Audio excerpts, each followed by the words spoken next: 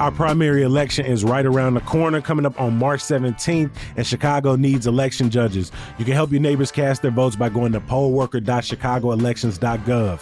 You do have to be a U.S. citizen and a registered voter in Cook County, but you can earn $230 for your service. Plus, if you're bilingual in Spanish, Hindi, Polish, Korean, Chinese, or Tagalog, then they definitely need your help. To learn more and apply, head to pollworker.chicagoelections.gov or call 312-269-7984. If you're looking for a place to slide for spring break, maybe check out South by Southwest 2026 when it drops in Austin, Texas this March 12th through the 18th. You can expect the unexpected where innovation, film and TV, music, and culture collide. Plus, you'll hear from global thought leaders, experience unforgettable screenings, and maybe catch a future favorite artist all in one week. The 2026 South by Southwest conferences and festivals are a city-wide experience, and you lucky because our friends over at CityCast Austin have everything you need to maximize your time in the city. Start planning your adventure and unlock a 10% discount on your innovation badge when you use code CityCast10 at sxsw.com/Chicago. Discount on badge price only, not combinable, and terms apply.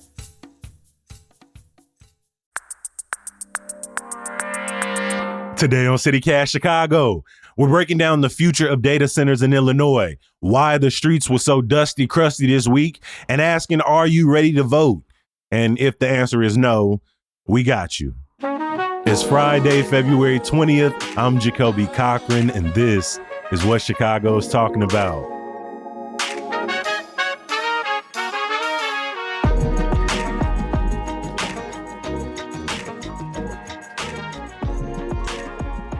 I know I say it every Friday that I am joined by two amazing friends, and today it is as true as it's ever been. From the Invisible Institute, we've got the Director of Public Strategy, Myra Quadra, in the building. Myra, good to see you, my friend. Hello, hello. We've also got Pulitzer Prize-winning Director of Data, Trina Reynolds-Tyler, in the building. How you feeling? I'm well. I'm well. I love saying that every single time. I'm not even going to hold you. To everybody who is listening today, welcome. We appreciate you making time for the podcast. If this is your first episode of the week, thank you. I appreciate you. I see you. If this is your first episode ever, honestly, I can't be that nice. I've been here for 5 years. Where the hell you been? You just now finding us? You ain't talking to your friends? You ain't connected? You ain't on like that? Well, come on, what you been doing? All right, now. Let me relax. I appreciate you being here as well. Go back. You don't have to catch up on all 1,200 plus episodes. Maybe just go listen to episodes from throughout this week. We're going to start off this conversation by bringing back up something we talked about on yesterday's pod, which is, even though it doesn't always feel like it, especially right now, there has been a lot to celebrate this week and this month, from Black History Month, the start of Ramadan Mubarak to all listeners who participate, Lunar New Year, 50-degree days, Mardi Gras. So I want to ask y'all, what's one way you've celebrated or found joy this month, holiday or otherwise? Trina, I'm going to start with you.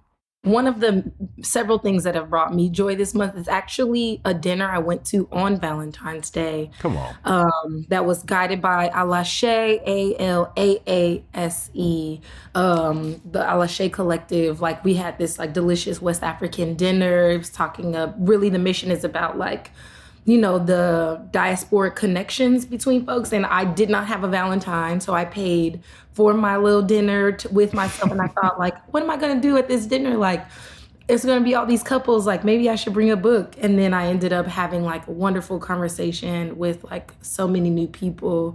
And so that brought me a lot of joy. I felt like really enriched with community in that moment. I'm glad you took some time to go outside, spend some time with people, eat some good food. And I'm glad you didn't end up in a corner with a book, but rather having conversation with folks that you didn't expect. Thank you. Of course. Who is surprised? That is lovely. Come on. Myra, what is something that has been bringing you joy or a reason you found to celebrate the last couple of weeks? Trina's answer actually just inspired me to share what I did on Valentine's Day. I also didn't have a Valentine. And so I was like, okay, what can I do that will still be fun that's like by myself? And I went to see this band called Do the Needful, which is a Bollywood surf rock cover band. Bollywood surf rock cover band is yes, or so like surf rock covers of like Bollywood classics, and they performed at Skylark, and it was unbelievable. It was like my grandma's favorite Bollywood songs, and then my favorite Bollywood songs that I grew up dancing to in weddings, and it was like these rock versions of songs that I wish I had on vinyl, but they'll never be recorded in that way, copyright. So it felt really special. I ran into a friend from Karachi who I forgot or didn't know was in town. Like it was really cool. Come on, that's beautiful. They threw Parley G cookies. Okay, I'm done. No. That is joyful. It was really getting those cookies thrown at me and catching them. I felt like I was at a baseball game catching a ball.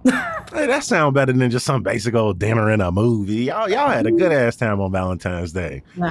Again, we appreciate both of y'all being in the building with us today.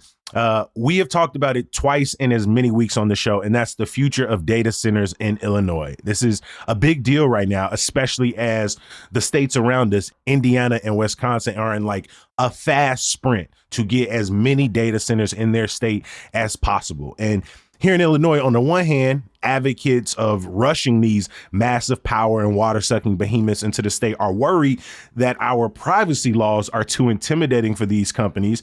And on the other hand, residents, whole communities warning about consequences of courting these centers without real consideration for their impacts. Folks want lawmakers to take a stance, and it seems like we may get some action from Governor J.B. Pritzker. Myra, catch us up here.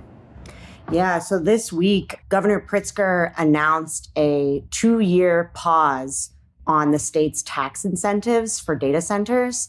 So starting July 1st, the tax incentives that data center companies have been using will be paused. And he's saying that it's because we need to study the implications and impacts of these data centers. Now, I think the reason why this is good news is because it shows that the momentum and the mass pressure and unpopularity of these data centers, it's working. The organizing in Chicago, in Illinois, in the Midwest is making an impact. And Pritzker, we can assume, is likely wanting to run for president in 2028. He wants to stay in public office. And I was going to ask, is this 2 years a coincidence in terms of timing? Not at all. Not at all. I mean, we see it in other states too. In Pennsylvania, Governor Josh Shapiro is also now starting to say, like, we need to, put more restrictions in place or be careful, because they know they need to listen to the people, that this is massively unpopular. So Pritzker's rhetoric was about affordability and electricity rates going up. And so I think it's a sign to keep the pressure on for the people who are really in this fight. It's working. So keep going. I mean, as we've talked about the proliferation of data centers on the podcast in the last few months, we were concerned about the position Pritzker had taken. Of course, he had come out and said, hey, if they're not paying their fair share, if they're impacting home rates, which we're already seeing, our electricity bills are already going up because of these data centers. We're already concerned in parts of the state about water usage. We reported on one story in which they're considering maybe giving a data center 1/3 of the water they're expected to get from the pipeline that'll bring fresh water from Lake Michigan into the Collard counties. And so, like, what it means for each individual township, each individual community is different. And I wonder if you all believe that the state will go further than just a pause on tax incentives, but, create some legislation that creates stronger guardrails. Right now, the Power Act is making its way through the state house, like limits on water consumption, paying your fair share on the power. Do you think this is a sign that a bill like the Power Act is maybe in good position to pass? I think it's a sign that we're going in that direction. I think that there needs to be more people and more pressure to actually get something like the Power Act to go through, because, of course, the lobby against it is going to be, quite wealthy and strong and fierce, right? But yeah, I think it's possible that we see more than this. We know that governments, committees love to say, we just need to study this thing longer, when the reality is they already know. And so they love to hide behind a study. And so it's really important that we don't think of this as the win. Yes. But I do think it's possible to win more than just this 2-year pause. We are going to drop links in our show notes to the reporting around Pritzker's address. I want to stay with you, Trina. Plenty of Chicagoans woke up to find their cars and sidewalks covered in dust and ash. As my favorite IG meteorologist, can you explain why? So let me tell you about the ways that our collective atmosphere, environment, impacts one another. I too woke up. I too woke up and I was like, did it rain dirt? Like, am I tweaking? And like, I even talked to Chef at Build and he's like, well, maybe the dirt came from like when the rain came down and like brought up dirt from the ground, but actually the dirt in the rain were residuals from a fire happening in Oklahoma, Kansas. These wildfires, caught winds, and the winds came through into northern Illinois, into Indiana, and essentially coated us with a layer of Mud. Yeah, a layer of mud. Poopy dirt, as it was called before we My hopped mama on. tried to hose down the car yesterday, and it literally it dried off. It was still dirty. I said, "Wow, too much, Nasty. too much." I feel like for most of us born and raised in Chicago, the idea of wildfires was something on the coast, right? Particularly in California. We would watch it every wildfire season from our television. But the last few years, right, the sky turned orange. You got dust rain. Absolutely. This phenomena just speaks to the interconnectedness of like not only this nation, but also like the world, from like, these kinds of natural disasters, whether it be wildfire or a hurricane, wildfire pushing dirt to us, a hurricane sending us climate refugees. Like we are going to more and more see either the migration of people or actually feel these kind of like atmospheric impacts of things like wildfires. I mean, you've even seen more northern lights. Like there are more geomagnetic storms. I don't know if there are more happening, but what I can say is that like when we're seeing northern lights in the city of Chicago, it's because there was a solar flare that spit out, some stuff, and it came flying at the earth, like at millions of miles at a time. And in this lifetime, like we are seeing more and more, like you said, of these different kinds of, whether it is space weather or like earth weather, impacting the way that people are migrating into our city, and also like some of the dust storms in it. So the other piece is like the water in Chicago is like we are near one of the largest bodies of fresh water in not only in the country but like also in the world. It's like like when people are seeking fresh water, when things continue to dry up, as things continue to dry up and infrastructure begins to break down in Texas because they're not used to the cold or whatever, all of the things, it's like more and more people will flock to Chicago seeking refuge. And so what we for sure should be on the lookout around these phenomena. So I'm hearing that we're going to have more geomagnetic beauty and more dookie rain.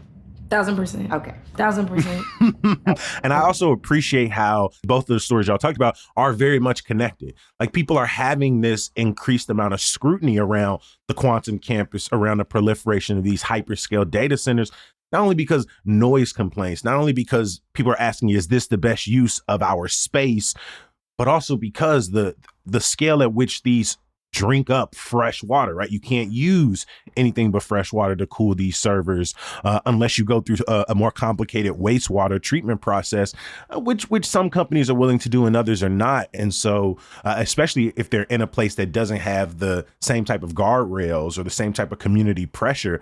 And so we have to start thinking about these investments in our city and state, or we need to pressure lawmakers to be thinking about these investments with a long-term lens, right? You could talk about data centers as a way to plug current budget holes, but it doesn't really get to the long-term impact that they will likely have on our people.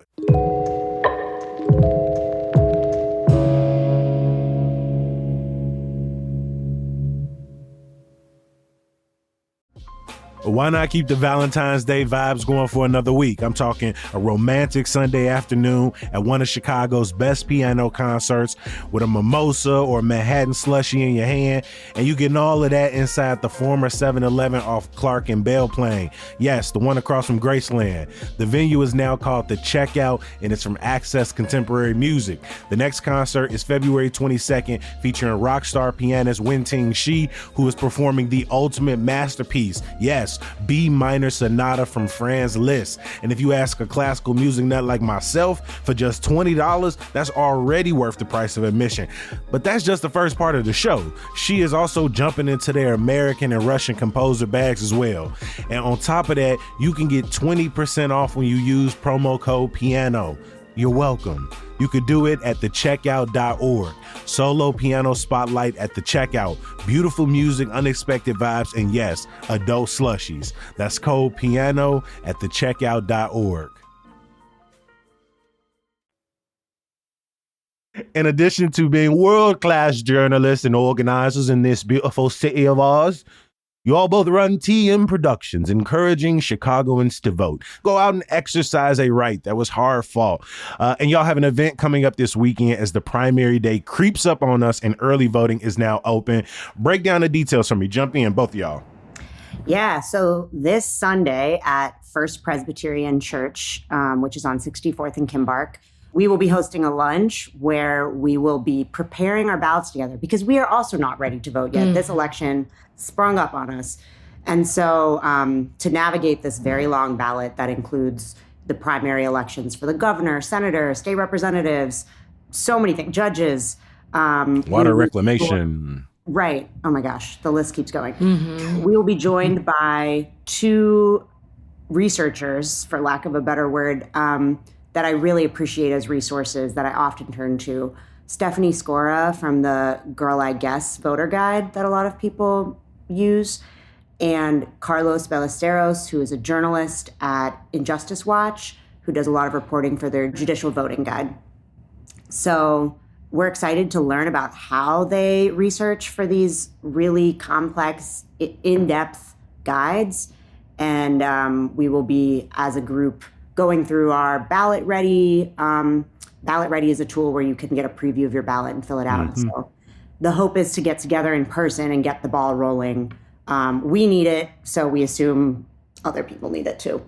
Yeah, we established TM in 2018, and really it was like, oh, like these young people, we were working with young people, were like, these young people, like they're voting for the very first time. Like, what can we learn from their experiences as first-time voters, as the way that they're treated in the polls, you know, as the information, you know, the impact of their families' voting history and like voting practices, and then also just like in conversation about like what kind of voter do you want to be, and so it's been interesting. It's been a long time we've been working in this kind of arena, and it's, you know, it's helped me to become a better, more informed voter personally, and to be less intimidating. For also, sure.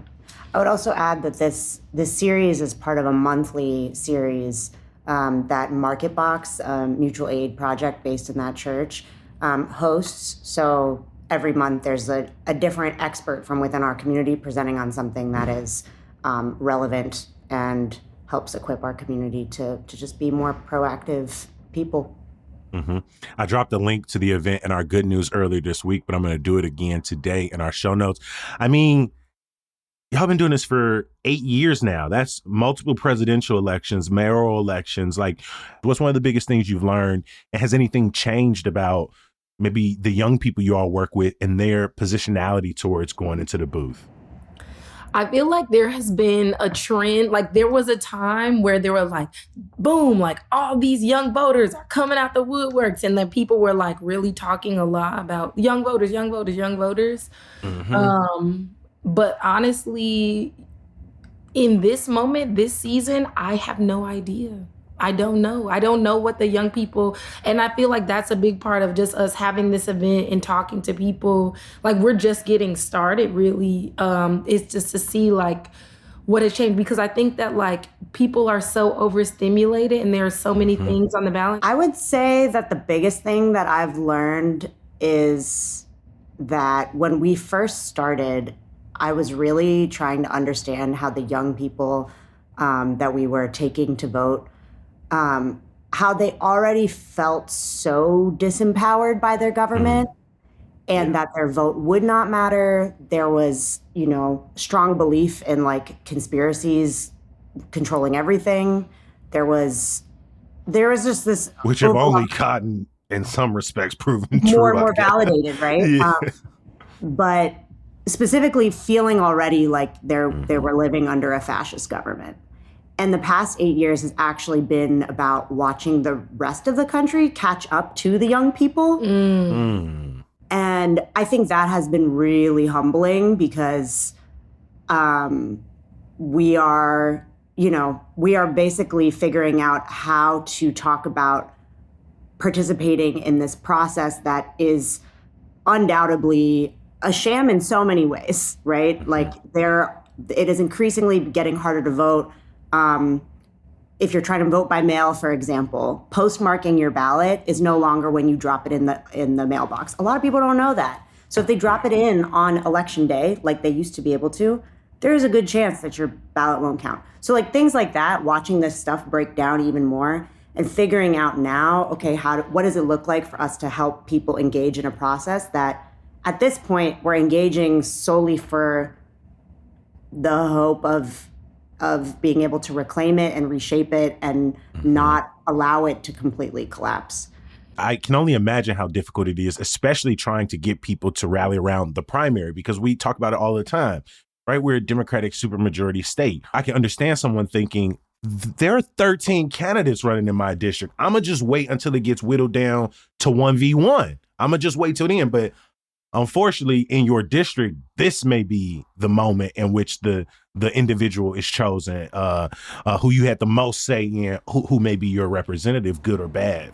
And so you talk about being overstimulated and overwhelmed in this moment, and then you pull up and you live in the 7th and it's 13 people, or the 9th and it's 25 people, and it's this is actually a really difficult place to start. And so I really am appreciative of the work y'all doing, trying to make this as accessible to people as possible, given all of the attacks on voting, the ways it's made more difficult for us in Illinois and around the country.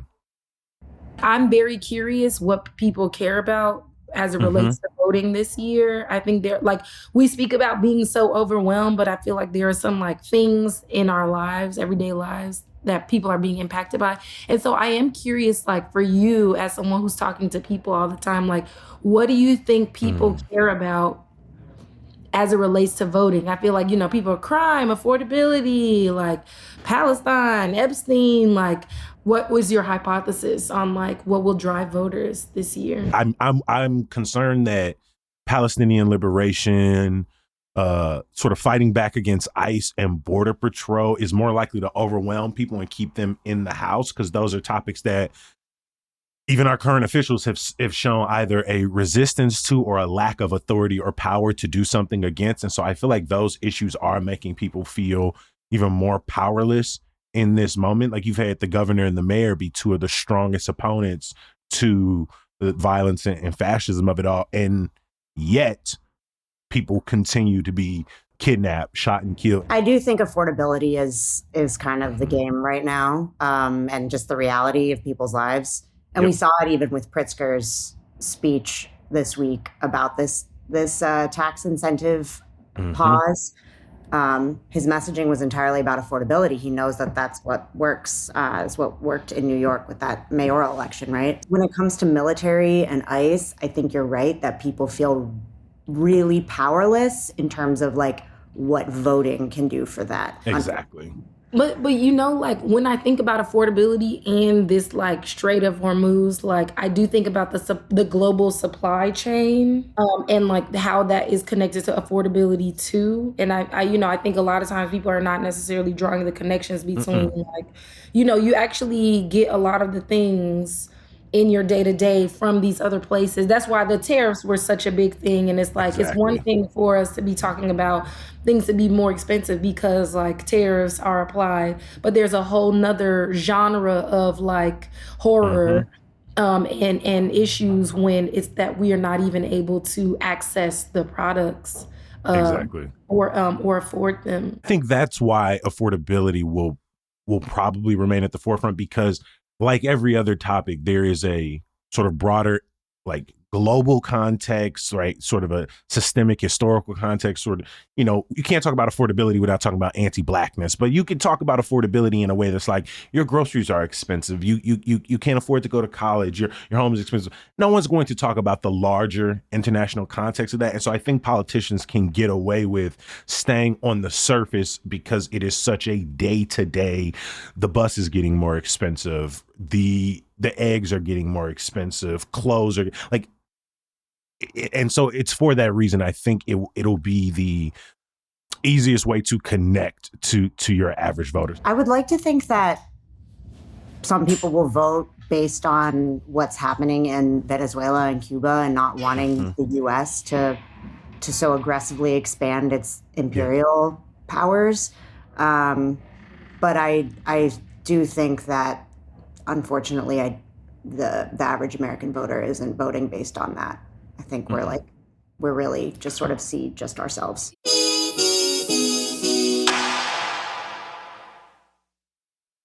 You know, we got to end every single episode of CityCast Chicago the exact same way. And that is with, of course, me begging you to bring your ass back in for the next episode. Like, seriously, I can't keep doing this if y'all don't keep pulling up and listening. But before I do that, you know, I got to give you some good news. Trina, what is your good news for us today? Okay, so my good news is very local. I have officially been a chicken owner for 2 years. And when we talked to you when you got them little babies. Thank you. When I initially got them, I got them as pullets. So they were like teenage chickens, not yet laying eggs, but also they were growing their adult feathers. They started laying eggs. They live in my backyard. They have a lot of space. I love them very much. They're juicy. They made it through the winter. Like, and they're just very. Hold on. You just threw juicy in there. They're dual purpose. They are dual purpose chickens because we're in the city of Chicago. If you're gonna make it through the cold, you gotta have some meat on your bones. And so I specifically, you know, I was very mindful about what kind of chickens I would get. I have a Coronation Sussex, a Lavender Orpington, a Milan chicken, and a Red Lace Wyandotte. 2 Wyandottes, 2 Coronation Sussex, a Lavender Orpington, and a Milan chicken. Very beautiful. All that's to say is I just wanted to give a shout out to like growing season and just like urban ag in general. I feel like there are a lot of different things that exist in the city of Chicago. Urban Growers Collective, Greater Grow Inglewood. I shop with Earthseed Chicago. They're like a Chicago-based worker-owned garden installation and landscape business that provides skilled services by Black and brown land stewards. And they like hook my garden up. Obviously, as a chicken owner, you know, I think a part of my mix is that, you know, I have some green. I started with leafy greens and things. And then I elevated to chickens. And so that's a part of my good news is that 2 years down. Are you going to share the good news about what's going to happen with the chickens? Well, I have come to a decision point. The chickens, for a very long time, I've decided, I'm like, we will kill the chickens and eat them. Someone will kill them and eat them, and we will eat them. Because this is the circle of life in many ways. And like, I feel like I have many of us have like such a disconnect from the food we eat. And so, and that was a big part of me gardening too. It's like, I love to watch it grow. I love it, how it nourishes my body. I'm like, I grew this. And chickens live really horrible lives. Like most of the chicken that you're eating, it's like horrible. Yeah. And so I got an organic, pasture raised, you know, happy chickens in my backyard, and I will eat them. They will nourish your community. For sure. Yes, I will. They will be killed. I will, for my birthday, be having a roast. My friends are going to roast me, and we will roast the chickens. Oh my God, I need to be there. I need some of this. That's my Please. I need the invitation. You're invited to the room. I'll make sure to send you the. Please do. That is wonderful. What's the biggest thing you've learned in these 2 years? Because I know you're gonna do this again in the next season. Like, what's been the biggest thing you've learned over these 2 years? Well, I've learned that a lot of people want more chickens in Chicago. Like, I feel like my neighbors became a part of like the stewarding of the chickens. Like when I would go out of town, like neighbors would, come and feed the chickens. There was a time where like Sage got out and was like running on 79th for days, for 2 days at least. Chicken loose on 79. For 2 days at least. And Hey, y'all see that chicken on the 9? So literally, we're walking around canvassing, asking the barbershop, like, oh, like, has anyone seen a chicken? He's like, was she white? It was white. Yeah, I seen it. At 3 p.m., I'm like putting the piece together. My neighbor ultimately is the person who she was outside. She came to my door. She was like, I found the chicken. I'm like, but went out there, picked it up. You got to scoop them like a hamburger, hold the wings down. And when I put her back in the coop, the whole coop was silent because they were like, we thought you were a goner, We thought you got up out of here. So I've learned that there's a big interest in people. I've learned about the freshness of eggs. Like fresh eggs are so delicious. It feels like such a gift when I give them to people.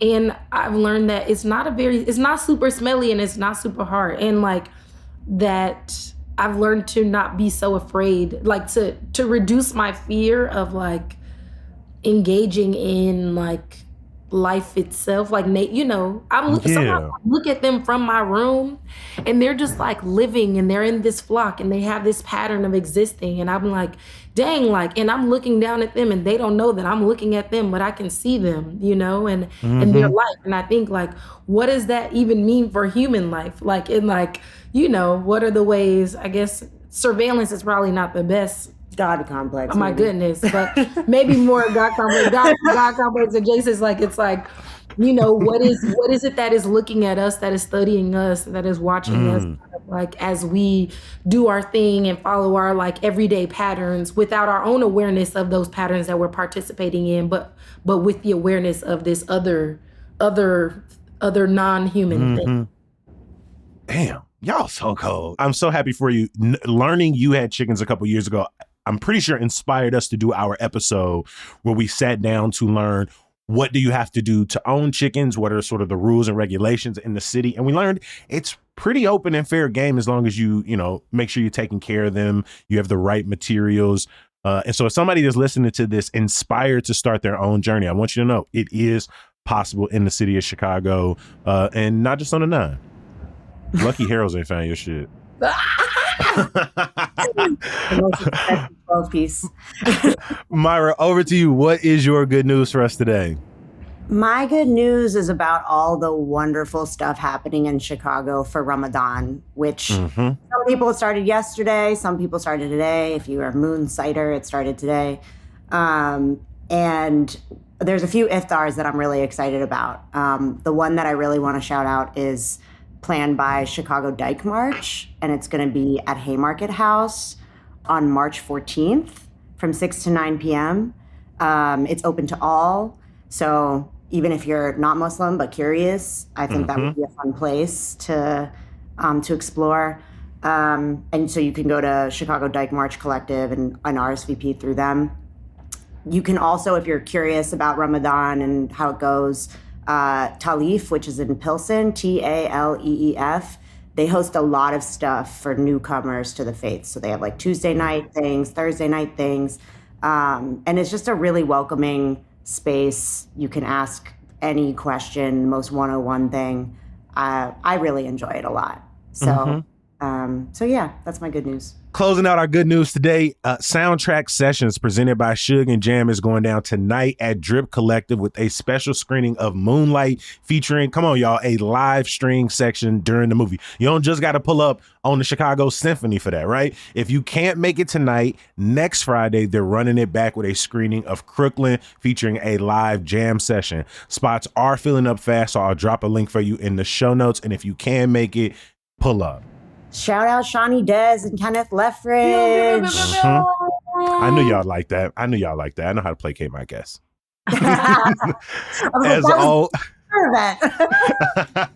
As always, I appreciate y'all so much for making time for the podcast.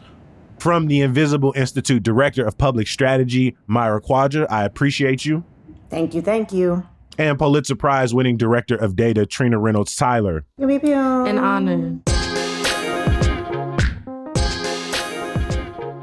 One more thing before we get out of here. Please join me in thanking the entire team behind CityCast Chicago. Our executive producer is Simone Alisea. Our producer is Michelle Navarro. Our newsletter editor is Emmy Mack. Our social media manager is Rick Homuth. Post-production by Jesse Weiser. The music we love is from Sam Thousand, All the Kimonos, and Mark Greenberg from the Mayfair Workshop.